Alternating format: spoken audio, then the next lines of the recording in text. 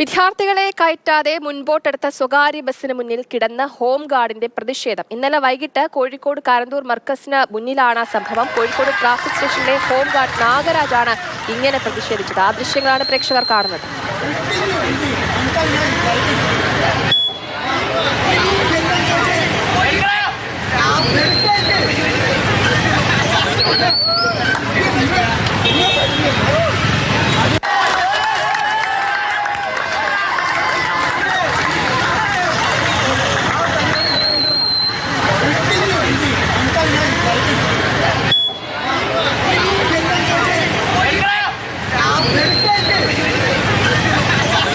കൂടുതൽ വിവരങ്ങളുമായി Rahul K V ചേർന്നുണ്ട്. രാഹുലെ, നാഗരാജനെ പോലെയുള്ള ആളുകളൊക്കെ ഇങ്ങനെ പ്രതിഷേധിക്കുന്നത് ഗതികെട്ടിട്ടാണ്. ഈ കുട്ടികളെ കയറ്റാതെ ബസ് മുന്നോട്ടെടുക്കുക, അതുമായി ബന്ധപ്പെട്ടുള്ള അപകടങ്ങൾ ഉണ്ടാവുക, ഇതൊക്കെ നമ്മൾ എത്രയോ കണ്ടതാണ്.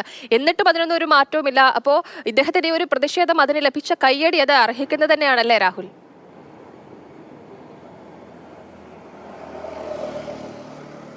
ജയലക്ഷ്മി, തീർച്ചയായും സ്വകാര്യ ബസ്സുകളുമായി ബന്ധപ്പെട്ട പ്രശ്നങ്ങൾ, മരണപ്പാച്ചിലൊക്കെ നമ്മൾ ചർച്ച ചെയ്യുന്ന സമയത്ത് തന്നെയാണ് സ്വകാര്യ ബസ്സുകളുമായി ബന്ധപ്പെട്ട മറ്റൊരു വിഷയം കൂടി സംഭവിച്ചിരിക്കുന്നത്.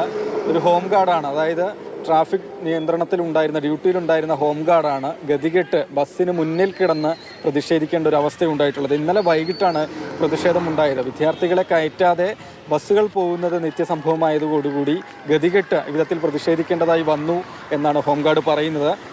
കോഴിക്കോട് കാരന്തൂർ മർക്കസിന് മുൻപിലാണ് ഇന്നലെ വൈകിട്ട് പ്രതിഷേധിച്ചത്. ഈ ബസ് കുന്നമംഗലം റൂട്ടിലോടുന്ന നിയ ബസ്സാണ്. ഈ ബസ് അതായത് വിദ്യാർത്ഥികളെ കയറ്റിയില്ല, മുന്നോട്ട് പോയി. പ്രതിഷേധിച്ച സമയത്ത് തന്നെ ഇടിക്കാനുള്ളൊരു ശ്രമം കൂടി ഉണ്ടായി എന്ന് കൂടിയാണ് ഹോം ഗാർഡ് പറയുന്നത്. നമ്മൾ ഈ മരണപ്പാച്ചിലൊക്കെ ചർച്ച ചെയ്യുന്ന സമയത്ത് തന്നെയാണ് വിദ്യാർത്ഥികൾക്ക് നേരിടേണ്ടി വരുന്ന ബുദ്ധിമുട്ടും അത് വിദ്യാർത്ഥികൾ കൺസെഷൻ നിരക്ക് ഉയർത്തണമെന്നാവശ്യപ്പെട്ട് ബസ് ഉടമകൾ, ജീവനക്കാർ നേരത്തെ സമരത്തിലേക്കൊക്കെ പോയി മന്ത്രിതലത്തിൽ ഇടപെടലുണ്ടായി.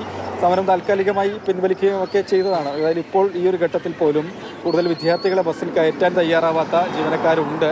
എല്ലാ ബസ്സുകാരും കുറ്റക്കാരാണെന്ന് അല്ല, അങ്ങനെ വിദ്യാർത്ഥികളോട് അത്രയും മോശം സമീപനം തുടരുന്ന ജീവനക്കാരുണ്ടെന്ന് തന്നെയാണ് ഇവർക്ക് ഈ കൃത്യസമയത്ത് കൂടുതൽ വിദ്യാർത്ഥികളെ കയറ്റാതിരിക്കുക, അവരെ കയറുന്നതിന് മുൻപ് തന്നെ ബസ് മുന്നോട്ട് എടുക്കുക എന്നതൊക്കെയുള്ളൊരു അവസ്ഥ.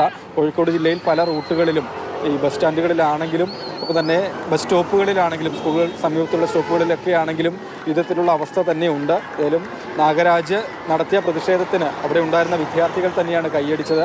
അപ്പോൾ അവരുടെ ഒരു മനസ്സ് എങ്ങനെയാണെന്നാണ് ആ കൈയടിയിൽ നിന്ന് കൃത്യമായി നമുക്ക് തീർച്ചയായിട്ടും രാഹുൽ, ഈ നാഗരാജനെ പോലെയുള്ള ഉദ്യോഗസ്ഥർ ഇങ്ങനെ ചെയ്യുന്നത് ഗതികേട് കൊണ്ടാണ്. ഇനി അദ്ദേഹം കിടക്കുന്നത് തന്നെ വളരെ റിസ്ക് എടുത്തിട്ടുള്ള ഒരു കാര്യമാണ് അദ്ദേഹം ചെയ്യുന്നത്. എങ്ങാനും ഒന്ന് മുന്നോട്ടെടുക്കാൻ ഈ ഡ്രൈവർക്ക് തോന്നിയാൽ അദ്ദേഹത്തിന്റെ ജീവൻ കൂടി നഷ്ടപ്പെടുന്ന അവസ്ഥയാണ്.